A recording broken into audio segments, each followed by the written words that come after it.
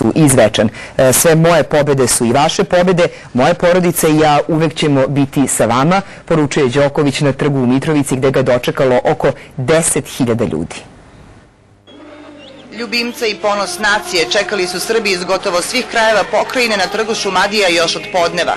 Odbrojavali su vreme od prelaska preko administrativne linije i puta od Leška preko Zvečana do Severne Kosovske Mitrovice. Čekali su Novaka Đokovića, legendu koja ima samo 21 godinu i koji stiže da ih ohrabri i da im pomogne da naprave predah i zaborave na surovu kosovsku svakodnevicu.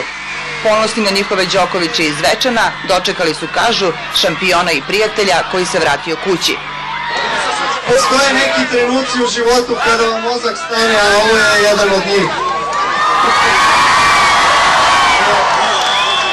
Nije lako pričati, teško je naći reči, ali zaista iskreno vam kažem iz srca da mi je jako drago što sam ovdje sa vama.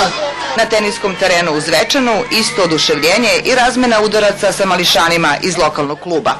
Činjenica sama da je postao svetski as i činjenica da je sa ovih prostora je za nas velika. Mi smo ipak sa Kosova, a on odavde iz Zvečana.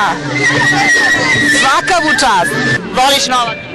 Da, zato što je on prvak Srbije, zato što je savladao prvaka sveta u tenisu, zato što je skroz pozitivan kao osoba i evo, obožavam ga. Pred povratak u Beograd Novak nam je rekao da je posle 10 godina ponovo na Kosovu.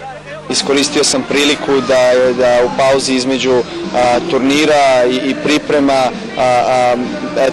uzmem malo sebi oduška i vremena da dođem da posetim svoj zavičaj, tako da kažem, i s obzirom da mnogo ljudi iz moje familije potiče odavde, da mi se otac rodio na Kosovu, stric, tetka, tako da sam jako vezan za ove krajeve i s obzirom da svi znamo kako je jako teška situacija trenutno i da ljudi se ne osjećaju baš dobro, ali eto, ja sam sa svoje strane pokušao da doprinesem i da donesem malo sreće, da pomognem onoliko koliko je zaista u mojoj moći.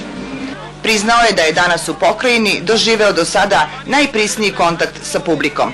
Nema lepšeg osjećaja od osjećaja pripadnosti, a ja sam to danas osjetio i tekako i sigurno ću se sa velikim zadovoljstvom vraćati u skorijoj budućnosti. Srbi iz pokrajine pamtit će dugo dolazak najboljeg srpskog tenisera, iako je sutra novi dan, pun zebnje i neizvesnosti.